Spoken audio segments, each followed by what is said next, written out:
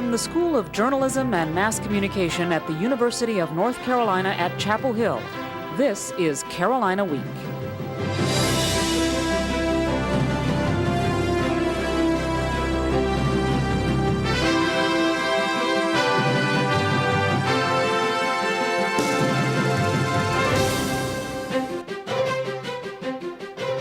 Good evening, I'm Michael Handy. And I'm Brad Broders. Thanks for joining us for the March 31st edition of Carolina Week.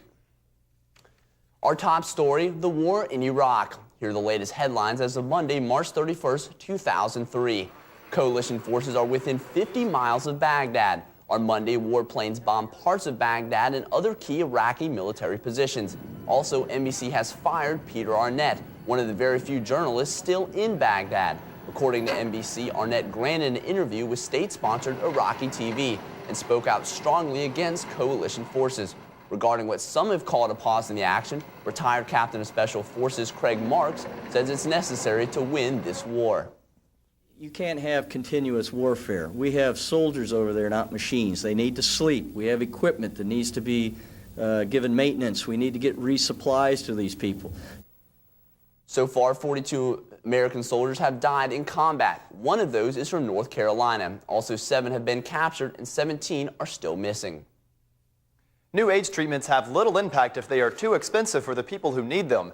This is especially true in North Carolina, where the number of new AIDS cases increased 16% in 2002. Health reporter Stephanie Johns has more on that story.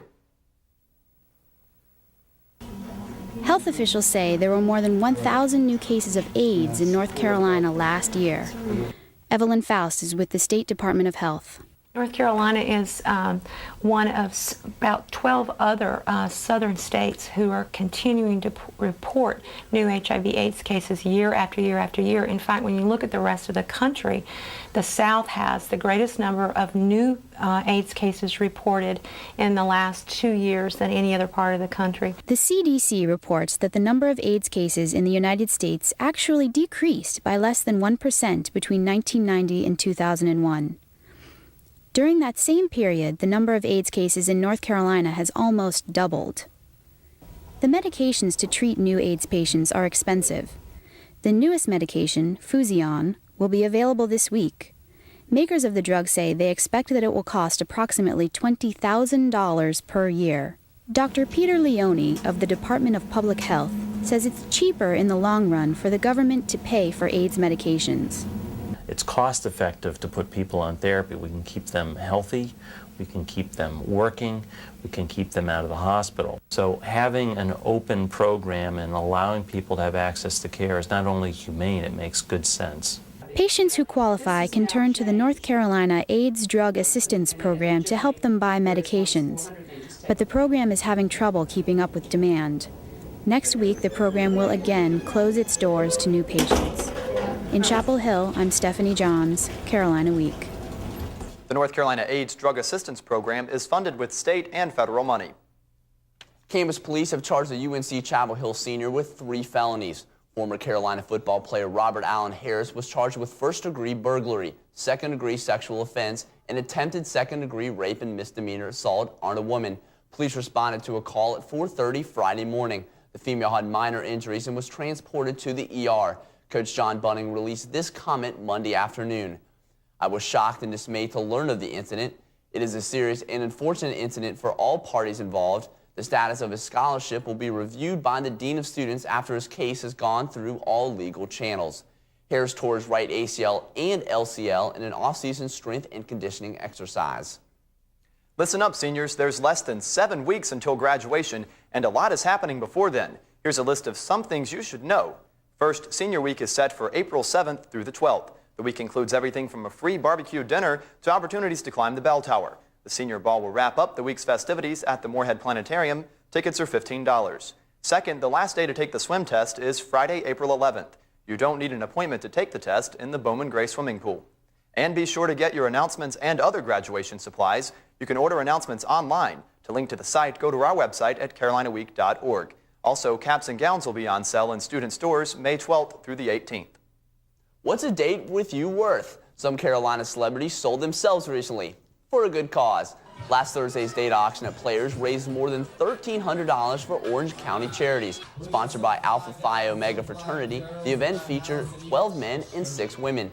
They were bought by rowdy audience members for amounts that ranged between $10 and $60. Besides having a good time, those who were auctioned and those who bid helped groups such as Communities in Schools, World Camp for Kids, Volunteer Families for Children, and Family Support Network.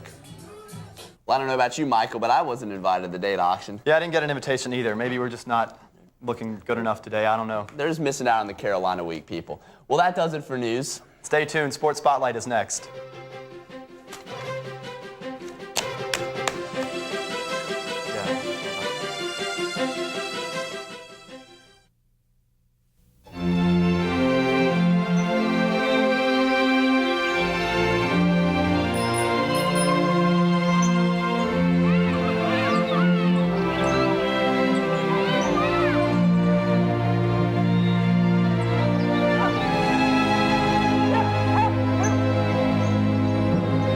Racial steering is illegal. If you think you've been a victim, call the National Fair Housing Alliance. We'll respond within 24 hours and help you take action.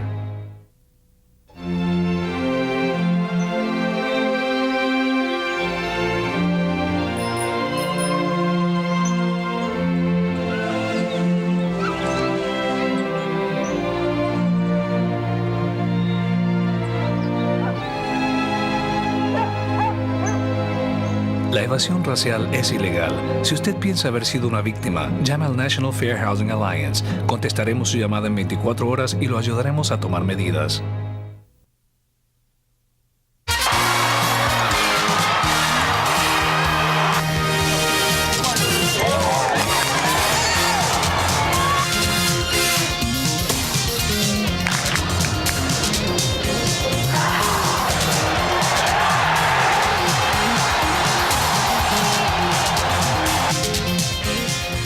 Hello and welcome to this week's edition of Sports Spotlight. I'm Aaron Mesmer. Coming up, the softball team tries to keep its home winning streak alive, and we'll show you a brief and uncomfortable interview with Athletics Director Dick Bedore. Before that, we'll take a look at the end of the men's basketball season. The saying, all good things must come to an end, proved true Wednesday night, as Carolina men's basketball's run through the NIT came to a screeching halt. Brittany McGraw tells us how Georgetown put the brakes on UNC's postseason hopes, as well as what comes next for the Heels. It was a rough and tumble fight to the finish, and in the end, the Georgetown Hoyas clawed their way to a close victory against North Carolina. 26 points from Rashad McCants and 19 from Jawad Williams weren't enough for the Heels, as Mike Sweetney and the Hoyas out-hustled UNC for a 79-74 victory. The season may have ended sooner than players or fans wished, but the team's growth during the season has Coach Matt Doherty optimistic about next year. 1 year of maturity, healthy team, knock on wood. The addition of at least one prospect and maybe two. I think we'll be that much better. Carolina's 19 wins more than doubled its win total from last season, and guard Melvin Scott is content with the team's accomplishments. We weren't in NIT last year, so I guess this is a step forward. We wanted to go to the big dance, but, we just have to deal with what we was up against. With 9 returning players and a healthy Sean May back on the court, Carolina could be poised for a return to glory next season. In Chapel Hill, I'm Brittany McGraw, Carolina Week. Well, even before the final horn sounded, the rumors began swirling about the job security of head coach Matt Doherty. Friday morning, Carolina Week sports reporter David Shoemaker asked Athletics Director Dick Bedore about Doherty. There's been a lot of speculation with basketball season ending yesterday about Coach Doherty's job security. Could you address that? Well, I support Coach Doherty, and everybody knows that, and that's where I stand on that. To be frank, there's also been speculation about your job. Do you have any reason for concern about your own job security? No, I don't. I'm happy in my job. I hope my superiors think I'm happy. That they think they are happy that I'm in my job. We contacted the Chancellor's office. The official word was no comment about the coaching situation. The Carolina softball team is finding out that there really is no place like home. The Heels were undefeated at home going into this weekend's Tar Heel Invitational and put their 10-game home win streak on the line in the first game of the tournament. In Game 1 of the matchup against the Rainbow Wahine of Hawaii, in the bottom of the first, the Wahine score on a sac fly to center field, putting them up 1-0. All knotted up at 1 in the fifth. Megan Welch belts one over the fence, and the Heels surge ahead 2-1. But an onslaught of hits by Hawaii late in the game helps the team to a 5-3 victory. In the second game of the day, Allison Yin gets a start on the mound against East Carolina. Emily Price doubles early in the game and drives in 2 for the Heels. With the bases loaded, Tiffany Tollison singles, and the Heels score for a 4-0 lead. Carolina has no trouble with the Pirates of East Carolina, winning easily 7-0. The Carolina women's tennis team needs some relief. After 3 straight matches against top 10 teams, all resulting in losses, the Heels hope Saturday's contest against number 43 Florida State would be their chance to get back on track. After sweeping through doubles, Carolina faces some trouble in singles play. 47th ranked Marlene Mejia gets down 4-1 in the first, but she battles back to force a tiebreak, then slams the winner past Mihaela Moldavin. She takes the set and her match. No such drama for Kendall Klein. Already up a set, Klein puts it away and wins 6-4, 6-2. And number 13, Kate Pinchbeck, makes easy work of the Seminole serve. Tar Heels cruise 6-1. The police are out looking for a Carolina softball player wanted for stealing bases. Drew Matthews has the story. Senior outfielder Tiffany Tollison is one of the top base stealers in collegiate softball history, but she never would have predicted it growing up. I didn't know I was fast until probably like my freshman year in college. I had no clue. I knew I was quicker, but I never knew that I was fast by any means.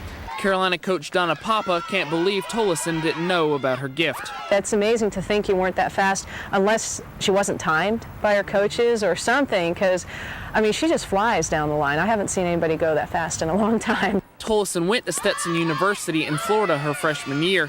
Her coach there helped her realize her ability on the base paths. My college coach was just steal, steal, steal. That was his thing, and it gave me a lot of confidence. That confidence led her to steal 93 bases in 2 years at Stetson. Tollison transferred to Carolina her junior year, and even though she faced tougher competition than she did at Stetson, she only got better. Last season, Tollison stole 57 bases and was caught only 5 times. The second best base stealer on the team, Quinn Porter with 5. The 57 steals was a school record, shattering the old mark of 33. In less than 2 seasons at Carolina, Tollison already owns the school record for career steals with 87. That's 11 more than the previous record held by Crystal Henderson, a mark that took her 4 seasons to reach. Tollison is also approaching the NCAA career stolen base record. Tollison now has 180 career steals, 16 off the mark. And with 12 games left on the schedule, plus postseason tournaments, that record is well within reach.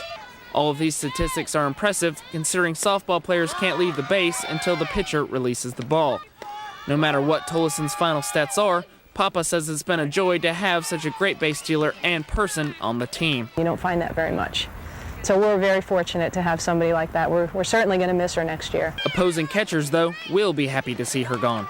In Chapel Hill, I'm Drew Matthews, Sports Spotlight. One note there, the police actually aren't looking for Tollison, but she and the rest of the softball team traveled to Tennessee Chattanooga for a doubleheader on Wednesday. One more note also, women's gymnastics finished their season this weekend. They finished 3rd in the championship game. Well, that does it for Sports Spotlight. Thanks for joining us. Don't forget to tune into Carolina Week later this week. Good night.